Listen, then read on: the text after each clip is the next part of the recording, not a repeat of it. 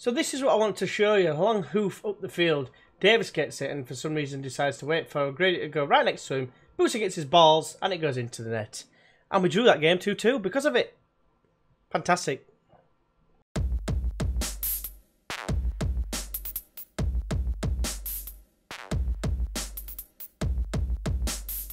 Hey everyone, and welcome to episode 21 of Turmoil at Tranmere with me, GWFM. Now you might be looking at this and thinking, what the hell's he doing? This is all I got for Christmas. Sad, right? No, obviously, I mean, I'm doing this before Christmas, but I got that a couple of days before.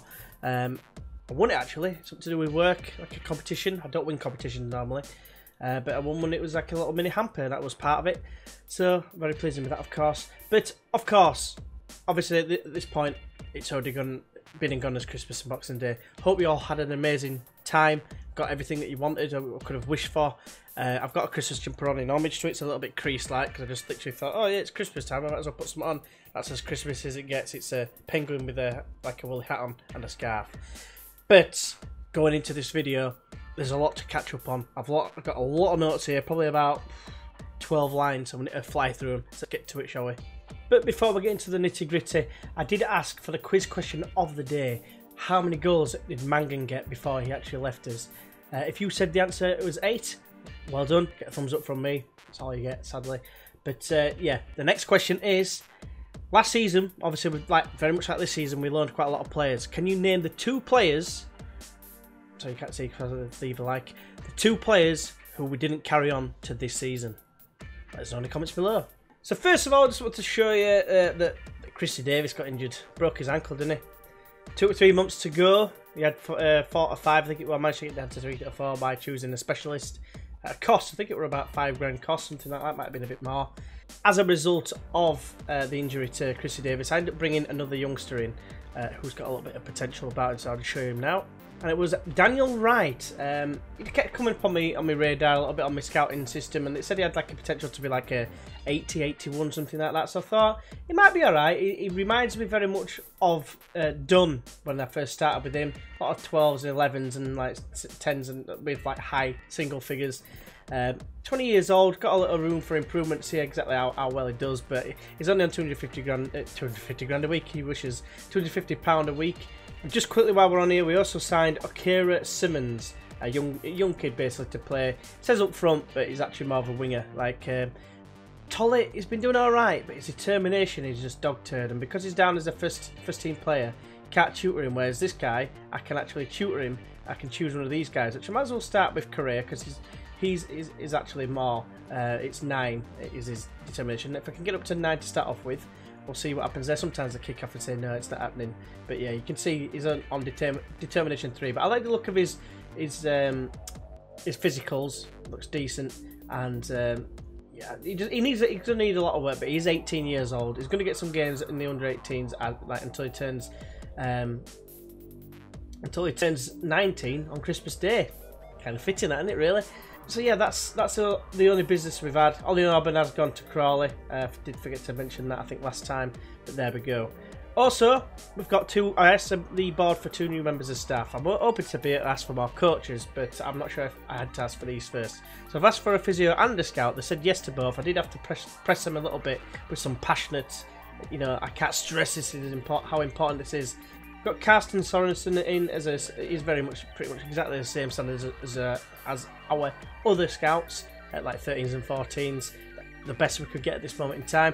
Roger Wild comes in as a 3rd physio, well 2nd physio, 3rd including the head physio. 18 physiotherapy I didn't think was bad, and that's why he's come in. I did want some lass from like Denmark or whatever, bit of a hottie, but unfortunately she wanted to be a head physio and wouldn't have none of it. One thing, I can't show you the actual news feed because it only goes back to 8th of October, but on the 1st of October, we did get a new sponsor, value 8.33k a season. Not a massive deal, but I just thought I'd just show you that just because it's income at the end of the day. Another bit of news which I can't show you again, but there's going to be further news. There'll be news in the coming weeks. Brexit is going to happen. It happened on the 26th of September, where I got the message that is, but the actual happening hasn't happened yet. Into the schedule though, and last time you joined us was for that bullshit 1-0 extra time defeat against Brighton when, yes, we deserved to lose, don't get me wrong, but the manner of how it was, how we lost basically. I mean, if you watched the last episode, you'll know the ultimate howler that happened. It's to going straight into the fail of the week. As soon as I start getting it going, I will be starting it very shortly. But that was topped, I think. I'm not even sure if it was topped. So this is what I want to show you. A long hoof up the field. Davis gets it and for some reason decides to wait for Grady to go right next to him. Booster gets his balls and it goes into the net. And we drew that game 2-2 because of it. Fantastic. So absolutely disgusting that, to be fair. And that saw us on a run of 6 games without a win. And just thinking what might have been. But ever since then, we've not conceded a goal. You know, Crawley Town away, beat them 1-0 thanks to Rob Correa. 2-0 against Port Vale, Callum Guy and Rob Correa again. Penalties against Man City under 23s. A team, no less, that featured, I've got them written down, Timo Horn, who was signed, Mendy, and Bacon Sane, Leroy Sane. But, you know, that's a great game that we've done there. I mean, I think we matched them pretty much for chances. There had a couple of youngsters in, of course, but quite a few decent ones. I checked some of them out. But one thing that worries me, or not worries me, but it makes me wonder is, surely that would be more appealing, seeing players like the ones I've mentioned. You know, it's not very often that Tranmere see players like that. And only 1,000 people came to watch. Bit of a shame, really, in my opinion. But anyway, we did manage to beat them on penalties, which we got 2 points for. A bit of a strange point scoring system. It's the first time I've actually been involved in the Checker Trade Trophy, especially with the introduction of under 23s teams. So we are currently on 5 points because obviously we beat Shrewsbury before. And yeah, 5 points. They're on 4 because they get a point for losing on penalties, which I find a bit bizarre. But yeah, it's going all in against Walsall. Shrewsbury can overtake us, as can Man City, of course. But anyway, that's enough about that. But then we continued our no conceding run, and we beat Colchester 1-0. Very tough game. It took us to the last kick of the game practically. They went down to 10 men just before. Not that I think it had a huge bearing on it because it was a striker. So I don't think in a defensive sense it should have mattered. But yeah, Ben Tollett popped up with the last minute winner. Very pleasing indeed. And then Ebbsfleet, we went away to them. They actually beat us and we drew with them last season. So to beat them this season shows how far we've come. Norwood with a goal and Grandison as well, not long after, ensuring our unbeaten run of 4 games in the league stayed intact. So looking at the competitions, and as you can see here, we're 5th. We're 5th in the league, only 2 points off the top. In the FA Cup, worth mentioning, we've got Exeter City, who are currently 6th at the minute. So it's going to be quite a tight game, in my opinion, in that regard. And as you can see over there, there's the Checker Trade Trophy table, so you can see exactly what we need to do. Obviously got knocked out by Brighton and Hove Albion. Bit of a load of bullshit, if you remember. And yeah, things are looking pretty rosy at the minute. So let's have a look at today's opponents, who are Cambridge City, who are 4th. 4th in the league, of course. Last season they finished 9th, so they're a half-decent League 2 side. They've got Danny Wilson, remember him? Back in '98, I think it was. Let's have a quick glance down here. Yeah, Barnsley manager. It was his first managerial post. I remember them being in the Premier League, and he was in charge of them. But it seems to have just been a bit of a journeyman manager, really. He just didn't stay there, stay places very long. It might be because he's been getting sacked, probably more so. You can kind of see with tactical knowledge of 7, but yeah, not bad otherwise. My management's very good, as is his technical coaching, and his discipline's decent as well. The key player is Giovanni Brown. Not heard of him before, if I'm being completely honest. You can see he's been playing in the lower leagues, but as you can see, he's not a bad player, is he? Attacking midfielder, probably getting ahead of Dunn at this point, so he does look a little bit better than what we have. Right, so today's game sees us start with Davis in goal as per. We've got Sessegnon on a 1 yellow card away from a ban. At right back, we've got Buxton at left back with Clegg and Hound, a familiar looking back 5 there. We've got Slater alongside Kirby in the middle of the park. We've Dunn just ahead of them, with Norwood to the right, Jacobs to the left, and Alabay up top on his own. They're going to line up with David Ford in goal. I believe he's a former Millwall goalkeeper. They've got Halliday at right back, Carroll at left back, Clegg and Darling in the middle of defence. We've got O'Neill alongside Deegan in the middle of the park. We've got Brown just ahead of them, Mingoya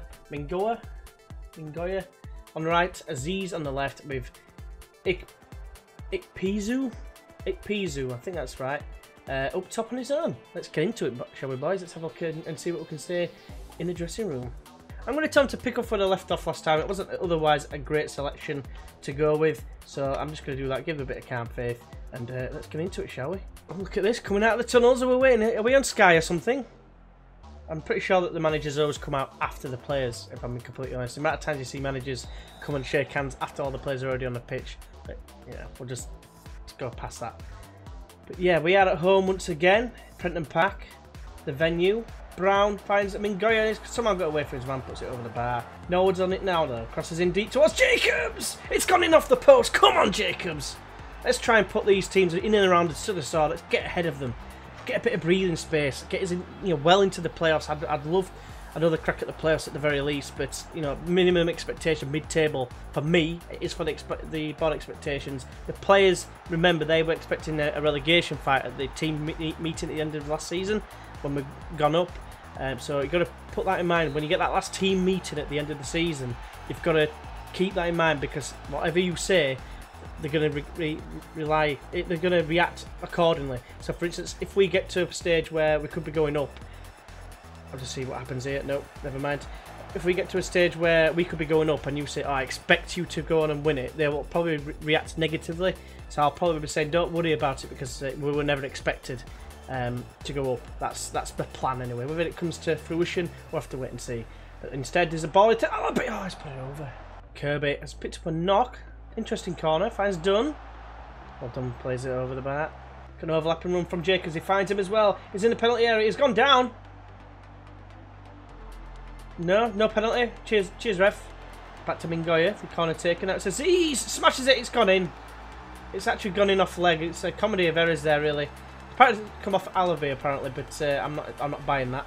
Let's see what happens here in like a bit of a second look here. It gets headed away by Norwoods. Mingoya gets on the end of it. First goal conceded, by the way, in like 5 games. And it hits. That looks like to me it hit leg and went in, but apparently Alabi's knocked it into his own goal. What a chomp. Done. Flicks it through to Jacobs. It's eventually with Alabi. Finds Norwood. It's on, it does, but it's a good save from Ford, to be fair to him. Now just watch this again. Watch what happens with the ball. The shot comes in, the whistle's blown, and then the ball teleports over there. Do you see that? Never mind, let's get back to live. Right, they've got a throw in. Looks like it's a highlight. Is it a highlight? I hope it's not. They've just scored again. Mingoya with a header. I'm not even sure if that was a highlight, but it clearly is, because they've just scored. Fantastic. So let's have a look again what happened. Carroll got the ball, threw it down to Brown. Whipped it in towards the back post. Mingoya's beating Buxton in the air, and then despite the pink kit and the awesome dive, it's 2-1 and we're losing again.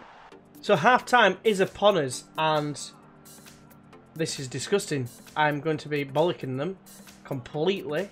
Connor Kirby is going to come off because of the injury. I've got no choice, I feel. So I'm going to bring on Callum Guy, and I'm going to tell him that I've got faith in him. Assertive faith though, because we're pissed off. Yeah, a bit of a shock that. I wasn't expecting that. Oh, we're too busy focusing on that. The ball just teleporting out of his hands. I'm thinking, what the hell's going on there? Right, so last chance before I make a change. Not half time, been and gone. But Guy's on it. No one hits it. It's gone just wide. Time to make some changes. So just going to bring on Daniel Wright for Dunn. He's playing pretty poor. Got a yellow card as well. But first we've got this highlight.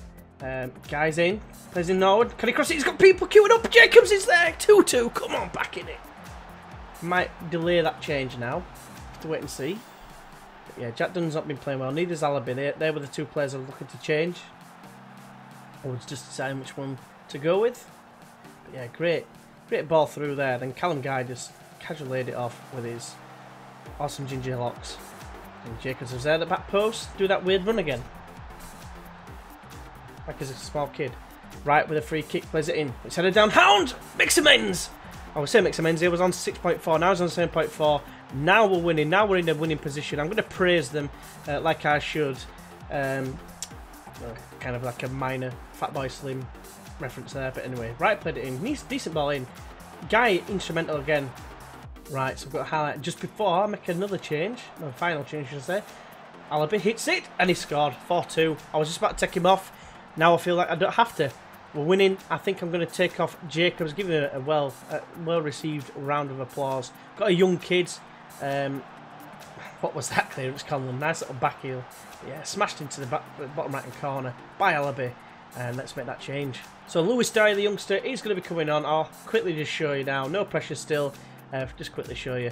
He's pretty much a bit of pace, some determination. But decisions is decent, but he's showing some good improvement. So hopefully, can continue that now.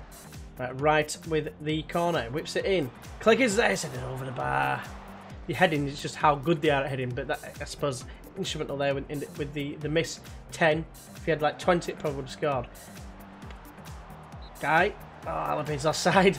Guy just hit the post, and I thought Alabi was just going to tap it in. What can you do now? He's got 2 men for company. Sesson with a deep ball. Alabi's there. Should be. Oh, what a save from forward. So 2 minutes ago, it's looking like we've managed to win this, unless it's like a freak game like QPR against Bristol City earlier on in the season. In real life, where they were 2-0 up with literally 2 minutes to go, and QPR got 2 goals and 2 minutes to equalise. Can't see that happen again, especially with Aziz missing like that. Looking to hoof it, it does. Clegg is there once again though, he's always there. It's awesome. And now Dyer will not keep it in. That was a Dyer attempt to get there, mate. I just dropped a pen on the floor by doing that. But anyway, Deegan to Halliday, hoofed. Session knocks it away. Like I said, this is a great victory. It'll put us probably. So I'm going to guess we'll be in the top 3. Definitely going to be 4th because we're leapfrogging the team we're playing.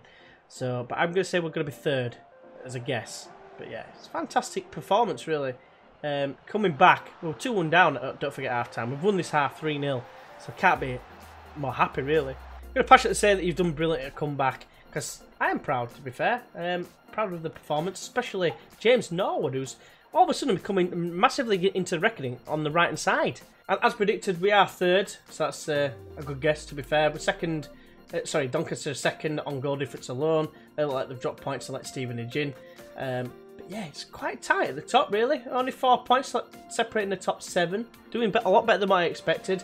The minimum target is to get to 50 points. Once we get to 50 points, we can build from that, because that's usually like the magic number for not getting relegated.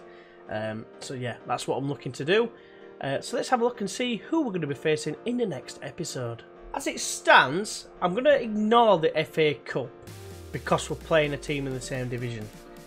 I'm going to come back for the Stevenage game because currently they're top of the league. So it could be an interesting tie. Should we still be top of the league? It's away from home. But yeah, Doncaster and Mansfield in between that, with an FA Cup tie against Exeter, then Walsall in the final group game of the Chicken Trade Trophy. I'm hopeful that we'll get through that. Walsall are struggling, they've just sacked the manager as well. So we'll come back for Stevenage. Hopefully you can join us for that. So hopefully you've enjoyed this video. It's a great result for us against a current playoff rival. So I'm very pleased to get the win there and get us into the automatic spots. Can we stay there? Hopefully, fingers crossed. We're doing a lot better than what we were last season. Like I said, I think I've got this tactic sort of nailed down. Not 100%, but it's, you know, because we just conceded 2 goals there, but we've scored 4 goals, which is the most goals we've scored. Also, as well, at this point, I did a experiment to do with the Scottish Premier League.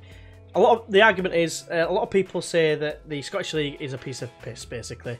I don't think you'll find many people that argue, apart from maybe people who were like Celtic fans, basically, because it's aimed at Celtic. Celtic have got it easy since Rangers went into into the League 2, Scottish League 2, and had to work their way back into the Premier League. They've had it piece of piss. I've had it easy, and anyone could do that job in a lot of people's opinions, probably including my own. And I did a little test, and if anyone's watching the series who watched my Leeds series, or because of the Leeds fans or whatever, they'll remember the one and only David Hockaday. Now, I had to edit him because apparently he was a lot better than what I thought he was. So I edit him to be like 2s and 1s and whatever. You'll see exactly what I did. And then I put him to the test to see how well he would do in the Scottish League without him getting sacked. So I'd be greatly appreciated if you could check that out. If I remember, I'll leave the link in the description below. But otherwise, you'll find it just on the video section of my channel. But yeah, hopefully you can join us for that and the next one of this series. But until then, I will see you then. Bye-bye.